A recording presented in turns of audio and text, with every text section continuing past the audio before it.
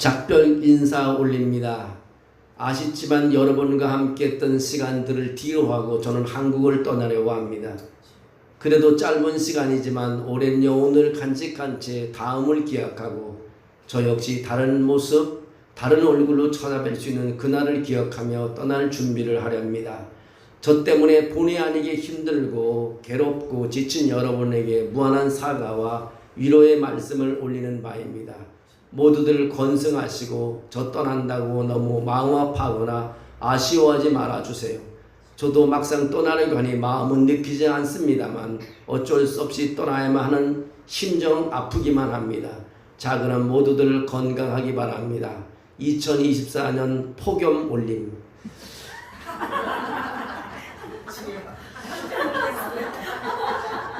저는 이 문자를 친구한테 받고 엄청 놀랐습니다. 여러분은 안 놀라시는가 보다. 정말 하룻밤이 지나고 나니까 뜨거운 그 열기가 싹 사라지고 에어컨 바람 같은 것이 싹 몰려오는데 마음이 상쾌하고 너무나 기쁘고 좋습니다. 제가 LA에 그 한인타운에 한번 첫 번째 갔을 때 갔는데 저의 마음을 뭉클한 그런 문구가 있었습니다. 위에는 영어로 써져 있고 아래는 한국말로 써져 있는데 When one man meets another man, history is born. When a man meets God, miracles unfold. 무슨 말이냐면 사람이 사람을 만나면 역사가 이루어지고 사람이 하나님을 만나면 기적이 이루어진다는 말입니다. 저는 이 문구를 읽고요 뭉클했습니다. 그래서 오늘까지 기도하면서 이제 우리 이 문구를 우리 교회 바깥에 큰 현수막에 잘 도안해서 걸어서 사람들이 지나가는 사람이 읽고 정말 하나님의 이름을 부르는 순간 가슴이 뭉클하게 만들려고 합니다. 여러분, 하나님을 만나면 기적이 일어나고 사람을 만나면 역사가 일어난다는 것입니다.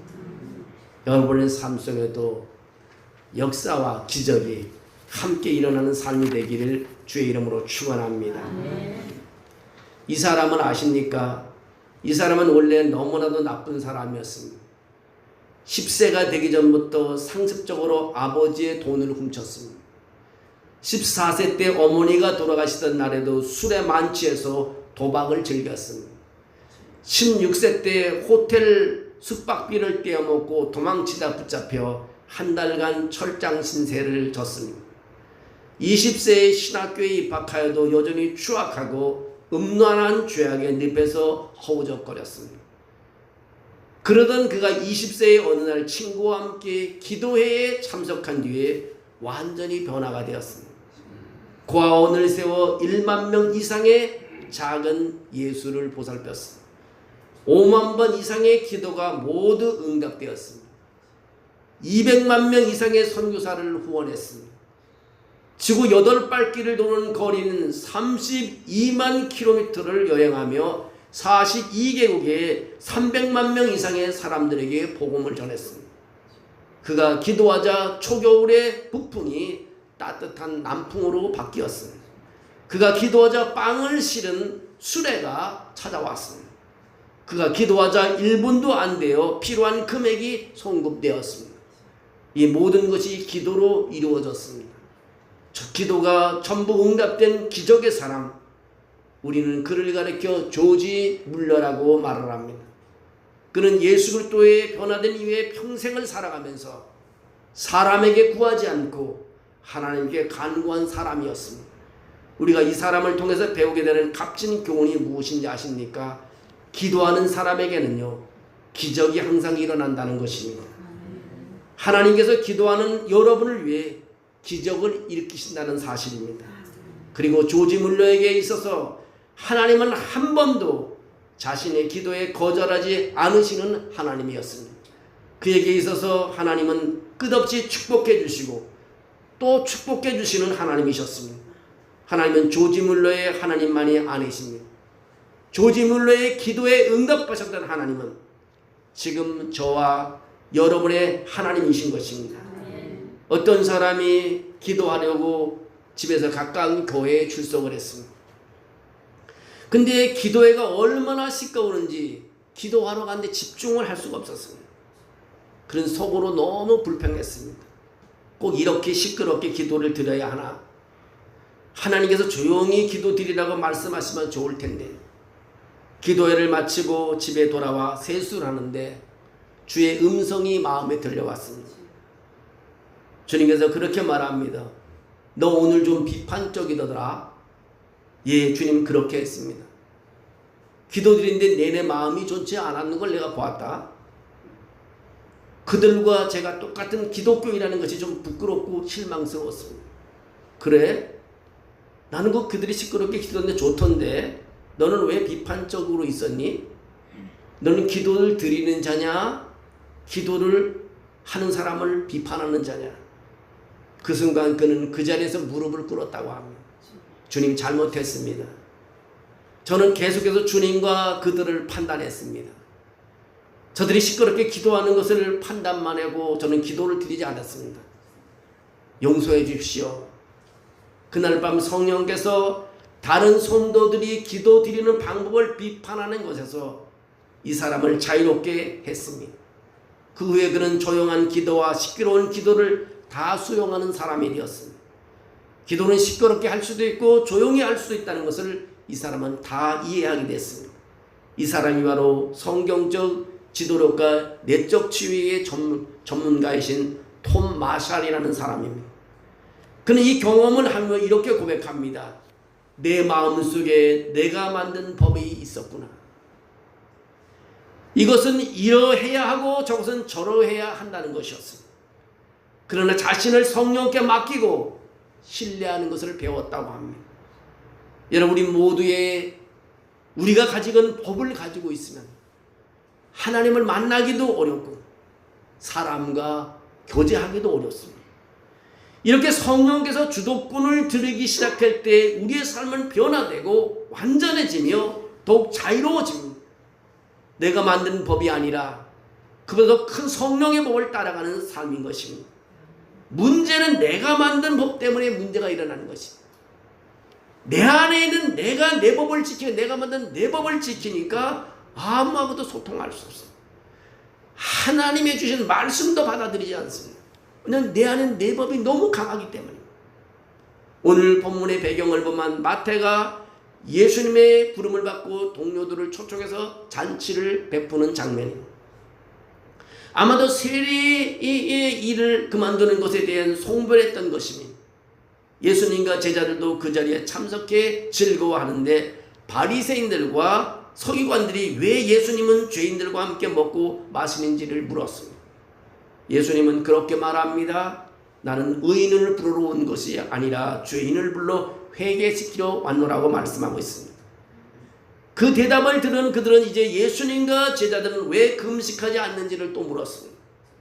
왜 이런 질문을 했을까요? 그날이 바로 금식일이었기 때문인 것입니다. 원래 금식에는 강제성이 없습니다. 법적인 금식일은 1년에 딱 하루 대속죄일 뿐이었습니다. 대속죄일은 온 백성이 금식하고 회개하며 지난 1년간의 죄를 씻어내는 날입니다. 금식을 하긴 했지만 그날도 금식 자체가 목적이 아니었습니다.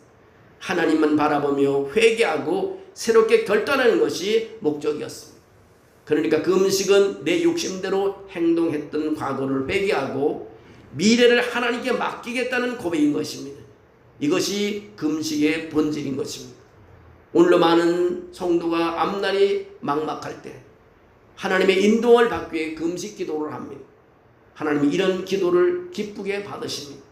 주여 인도하소서. 저를 어디로 인도하든지 제가 모든 것을 내려놓고 주님을 따르겠습니다.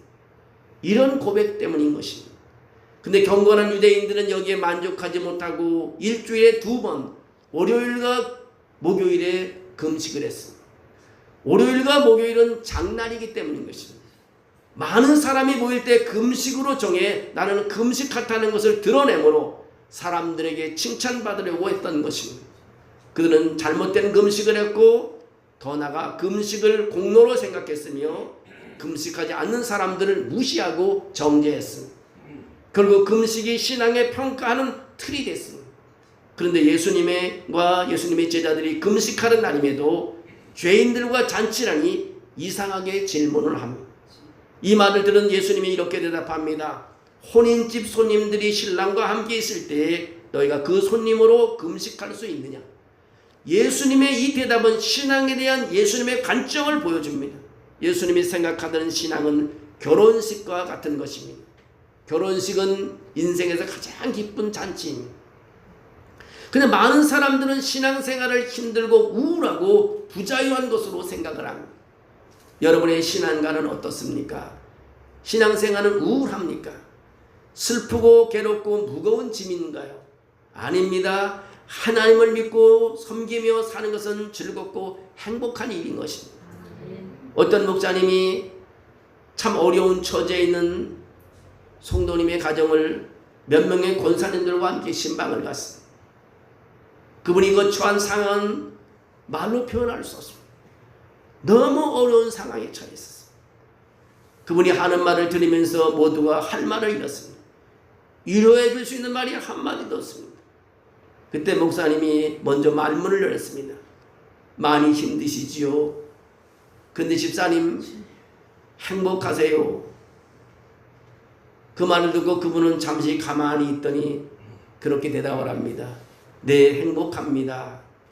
힘들지만 생각해보면 은혜가 더 큽니다. 예수님 한 분뿐이면 충분하지 않는가요? 그 말을 듣는 신방대원들이 모두 눈물을 흘렸다고 합니다. 목사님은 말했습니다. 집사님, 오늘 그 말씀을 하나님께서 다 들으셨습니다. 하나님이 그 제사를 기쁘게 받으셨습니다. 이처럼 신앙생활은 잔치와 같은 것과 같습니다. 그렇지 않다면 신앙생활이 뭔가 잘못된 것입니다. 이런 말이 있습니다. 유교는 제사집과 같고 불교는 초상집과 같고 기독교는 잔치집과 같다는 말이 있습니다. 우리가 진정한 그리스도인이라면 감사와 기쁨과 행복이 있어야 합니다. 우리 마음이 잔치집 같아야 한다는 것입니다. 왜냐하면 예수님이 신랑이시기 때문인 것입니다. 결혼이 기쁜 이유는 신랑이 있기 때문에 기쁜 것입니다. 신부는 신랑을 믿고 모든 것을 맡깁니다. 이런 신부의 마음이 그리스도의 마음인 것입니다. 예수님을 믿고 나를 다 맡기며 그분을 사랑하고 신뢰하는 것입니다. 그럴 때 우리 마음은 잔치하는 마음인 것입니다. 그러면서 예수님은 바른 신앙인이 되려면 어떤 자세를 가져야 하는지에 대해 말씀하시며 두 가지 예를 들어주셨습니다. 하나는 36절에 바느질하는 비유인 것입니다. 천을 덧대 옷에 구멍을 꿰맬 때는 원칙이 있습니다. 덧대는 천의 두께나 색깔이나 질감이 구멍난 옷의 옷감과 비슷해야 한다는 것입니다. 낡은 옷에 붙이기 위해 새 옷에서 한 조각을 찢는 사람은 없을 것입니다. 만일 그렇게 하면 새 옷도 망가지고 낡은 옷도 못 쓰게 됩니다. 새 옷의 조각이 낡은 옷감을 잡아 당기기 때문인 것입니다. 새로운 것을 낡은 것에 붙이면 결국 둘 다 못 쓰게 된다는 것입니다. 또 하나는 가죽 부대의 비유를 37절에서 말하고 있습니다. 옛 유대인들은 포도주를 양가죽 부대에 보관을 했습니다. 양의 가죽을 벗겨서 바깥의 털을 깨끗하게 밀고 잘 말린 후에 완전히 뒤집어서 목과 다리와 꼬리 부분을 묶으면 훌륭한 가죽 부대가 됩니다. 새지도 않고 운반하기도 좋고 때로는 베고 잘 수도 있습니다. 새로 담근 포도주를 가죽 부대에 넣고 막아두면 어떻게 될까요? 포도주가 발효되면서 가스가 생깁니다. 새 가죽 부대는 신축성이 있어서 터지지 않고 잘 견뎌냅니다. 그래서 새 포도주는 새 가죽 부대에 담아야 안전합니다. 근데 새 가죽 부대도 시간이 가면 탄력을 잃어버리게 됩니다. 탄력을 잃은 오래된 가죽 부대에 새 포도주를 넣으면 새 포도주에서 나오는 가스가 가죽 부대를 팽창시켜서 오래된 가죽 부대는 그것을 견디지 못해 터져버립니다. 그래서 새 포도주는 새 부대에 담아야 한다는 것입니다. 예수님의 말씀이 무슨 뜻일까요? 포도주와 가죽 부대는 내용과 그릇의 관계라는 것입니다. 새로운 가죽 부대는 복음을 듣는 사람의 사고방식이고, 새 포도주는 예수님과 예수님이 전하는 복음의 내용, 복음이 가진 변화의 능력을 말하고 있습니다. 낡은 가죽 부대는 이스라엘 사람들의 사고방식, 율법에서 찌든 유대인의 고정관념을 의미하고 있습니다. 오래된 포도주는 그들이 지금까지 듣고 경험한 율법의 내용인 것입니다. 예수님의 말씀은 이런 뜻입니다. 내가 말하는 복음은 새로운 가르침이고 폭발적인 힘을 가지고 있다고 말합니다. 영원한 생명이 이 안에 있고 엄청난 성령의 능력이 약속이 있고, 근데 너희의 마음이 이 진리를 수용하지 못하고 있다는 것입니다. 그러므로 마음을 바꾸라는 것입니다. 내가 의인이라는 마음을 가지고서는 안 된다는 것입니다. 내가 죄인이라는 것과 내 힘으로는 의롭게 될 수 없다는 것을 인정하고 자기 의를 포기하지 않으면 새로운 가르침을 수용할 수 없고 터지고 말 것이라는 것입니다. 근데 유대인들은 어떻게 반응했습니까? 그들의 상태는 예수님은 이렇게 표현했습니다. 묵은 포도주를 마시고 새 것을 원하는 자가 없나니 이는 묵은 것이 좋다 함이라고 39절에 말합니다. 율법적 사고에 빠져있는 사람들은 자기를 내려놓지 못하고 율법이 더 좋다고 말합니다. 그들의 마음에는 탄력성이 없기 때문에 고정관념에 붙들려서 자기의 잣대로 예수님을 평가하고 복음을 거부하게 된 것입니다. 복음송 많이 부르는 복음송 제목 중에 나 주님의 기쁨 되기 원하려는 그런 찬양이 있습니다. 이 찬양 가사를 잘 보면 나 주님의 기쁨 되기 원하네. 내 마음을 새롭게 하소서. 새 부대가 되게 하여 주사 주님의 빛 비추게 하소서. 작사자는 주님의 기쁨이 되기를 간구하고 있습니다. 주님의 기쁨이 되려면 어떻게 하는지 알고 있습니다. 바로 내 마음이 새 부대가 돼야 된다는 것입니다. 그러면 우리는 이렇게 기도해야 됩니다. 주님, 저는 변하고 싶습니다. 저를 변화시켜 주십시오. 새 부대가 되게 하여 주십시오. 여러분, 기독교가 무엇인지 간단히 설명하자면요, 세 가지로 설명할 수 있습니다. 그 하나가 하나님이 인간 위에 하신 일이 무엇인가.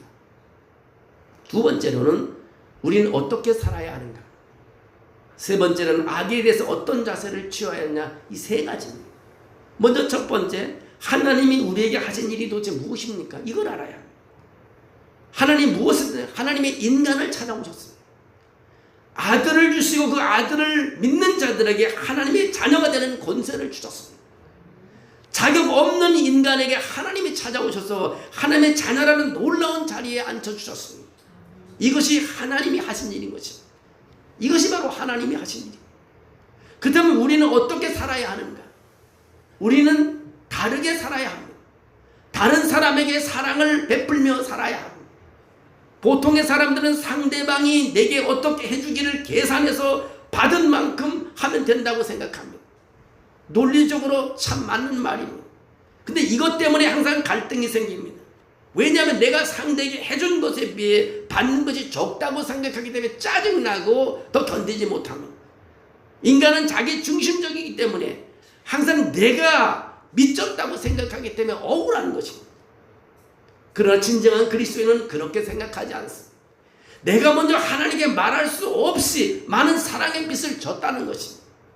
근데 하나님은 받은 사랑을 이웃에게 베풀어라, 흘러보내라고 하신 것입니다. 그래서 그리스도인은 대가를 바라지 않고 사랑할 수 있는 자인 것입니다. 이것이 기독교가 말하는 이웃사랑인 것입니다. 인간적으로 생각하면요, 선을 행하며 자꾸 낙심하나 하나님을 생각하면 낙심하지 않을 수가 있습니다. 마지막으로 악에 대해서 어떤 자세를 취해야 할까요? 악과 싸워야 한다는 것입니다. 악은 실체가 있습니다. 사탄은 우는 사자처럼 달려들어 우리를 유혹하고 진리를 떠나 세상의 가치를 따르게 합니다. 하나님의 사랑을 믿지 못하게 하고 이웃에게 사랑을 베풀지 못하게 하는 것이 사탄입니다. 이런 악과 싸워야 하는 것입니다. 순서가 분명해야 합니다. 날마다 내가 하나님의 자녀라는 것을 확인해야 합니다. 입으로 고백하고 선포해야 합니다. 그리고 오늘도 나는 조건 없이 사랑하리라는 결심을 하고 행동해야 합니다. 마지막으로 오늘도 수많은 어둠의 공격과 미혹에 대해 예수님의 이름으로 싸워야 하고 그것을 위해서 기도해야 하는 것입니다. 오늘도 세가족 공부를 우리 할 때요, 정말 주님의 지상명령을 우리가 실천해야 하는데, 지상명령하는 자에게는, 주님을 믿는 자에게는 놀라운 능력을 주시는 것입니다. 내 이름으로 귀신을 쫓아내는 능력을 주겠다고 말하고 있습니다. 새 방언을 말하게 하겠다고 말합니다. 뱀을 지불러도 해를 당하지 않고, 내가 무슨 해를 당해서 마셔도 해를 당하지 않고, 병든 사람의 손을 얹어도 낫는다는 그런 능력을 우리에게 주었습니다. 우리가 앞으로 나갈 때 이런 능력이 나타나는 것입니다. 가만히 앉아있으면 아무 일도 없습니다. 그러나 움직일 때 역사가 나타나는 것입니다. 보통 사람들은 하나님과 좋은 관계가 되려면 선행을 많이 해야 된다고 말합니다. 그것 때문에 고민을 많이 합니다. 여러분, 구원은 하나님의 선물이지 내 행위를 통해 되는 것이 아닙니다. 행위는 자녀로 마땅한 것이고 거기에 다른 상급이 있지만 구원의 조건은 아니라는 것입니다. 그리고 세상에는 악이라는 실체가 분명히 있습니다. 그가 싸워 이길 수 있는 힘은 하나님이 우리에게 이미 줬습니다. 싸울 수 있는 힘을 하나님 우리 모두에게 허락해 주었습니다. 그것은 바로 기도하면서 성령의 도움을 받는 것입니다. 그래서 예수님의 이름으로 물리치는 것입니다. 그런 권세를 우리는 받았습니다. 이러면서 기독교의 복음은요, 폭발적이며 능력이 있는 것입니다. 우리 다음 주일날 우리 성령 부음 집회를 합니다. 성령 충만 집회가 아니에요. 하나님의 영을 부어달라는 그런 집회인 것입니다. 여러분, 제목을 놓고 그렇게 예배드리면 하나님이 그렇게 역사합니다. 중요한 것이 제목이에요. 어떤 제목을 가지고 기도하냐가 중요합니다. 다음 주일날은요, 9월 마지막 주일은요, 성령 부음의 집회입니다. 그것도 내가 하면 여러분 은혜를 못 받을까봐 강사를 초빙했습니다. 오전부터 오후까지 할 겁니다. 여러분, 다른 걸 다 정말 물려주고 한 주간 기도하면서 와서 정말 성령의 기름 부음을 받았으면 좋겠습니다. 제가 선교국장할 때 제가 성찬식을 이렇게 해외에 나가서 집회할 때인데, 그때 원로되는 나이 많은 목사님이 와서 그러더라고요. 저한테, 엄목사, 내가 성찬식을 이렇게 옛날에 해보니까 잘 준비하고 성찬식을 하면 병든 자도 고침받는 걸 봤어. 잘 준비해서 하게. 예, 잘 준비하겠습니다. 여러분, 성찬식 하는 것도 한 주간 기도하고 나서 그 예수님의 살이 되는 떡과 예수님의 피가 되는 그 잔을 받을 때 그때 역사가 나타나는 것입니다. 잘 준비할 때 역사가 나타나는 것입니다. 여러분, 하나님께서 우리에게 능력을 부으시는 것입니다. 성령의 역사가 일어나는 것입니다. 예수 그리스도와 기독교의 복음은 세상을 변화시키는 새로운 술인 것입니다. 그런데 많은 그리스도인이 복음을 받았지만 그 폭발력을 알지 못하고 믿지 못하고 경험하지 못하고 살아갑니다. 그런데 복음이 약하다고 착각을 합니다. 이것은 너무나 비참한 착각인 것입니다. 복음은 강한 것입니다. 나를 구원하고 세상을 변화시키는 가장 강력한 힘이 바로 복음인 것입니다.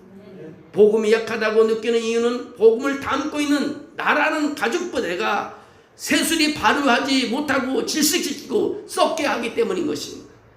나를 내려놓고 복음의 폭발적인 힘, 혁명적인 사고, 새로운 가치관에 헌신하는 새 부대가 되어야 합니다. 가만히 앉아 복음을 변질시키는 것이 아니라 복음에 맞게 내가 변해야 하는 것입니다. 내 마음이 새 부대가 되어야 하는 것입니다. 그럴 때 우리는 강해지고 세상을 변화시킬 수 있으며 하나님의 영광을 돌릴 수 있는 것입니다. 이 은혜가 여러분 모두에게 함께하기를 주의 이름으로 축원합니다. 우리는 하나님 이 세상을 살아가면서 우리는 변화되어야 됩니다. 정말 우리는 새로운 마음을 가지고 받아들여야 됩니다. 항상 나에게 유익이 없다고 원망하고 그러면서 불평하고 하면 아무것도 얻은 게 없습니다. 우리는 희생적으로 하나님의 사랑을 가지고 우리는 섬겨야 됩니다. 우리 구원은 값없이 받은 것입니다. 우리는 되돌려 줄 때가 된 것입니다. 하나님께서 우리에게 능력을 부어주실 것입니다. 기쁨 있는 신앙생활이 될 줄로 믿습니다. 여러분의 삶 속에도 항상 기쁨이 넘치기를 주의 이름으로 축원합니다. 사랑이 많으신 하나님 감사합니다. 믿음을 따라 여기까지 오게 하심을 감사합니다. 우리가 세상을 살아갈 때 어려움 당하지 아니하고 항상 예수 그리스도의 이름으로 아버지 기쁨을 누리며 살아갈수록 도와주시옵소서. 아버지께 영광을 돌리는 삶이 되게 도와주시옵소서. 하나님의 제단에 나와 예배 한번 하고 돌아갈 때에 그 기쁨이 이웃에게 아버지 나눠줄 수 있는 기쁨이 되게 도와주시옵소서. 이제는 하나님의 자녀로 살아갈 때에 하나님께서 모든 것을 책임져 줄 줄로 믿습니다. 그 능력과 그 하나님의 기쁨과 능력과 권세를 이용하는 우리 모두가 되게 도와주시옵소서. 주의 영이 우리와 늘 함께함을 믿사옵고 예수님의 이름으로 기도하옵나이다. 아멘.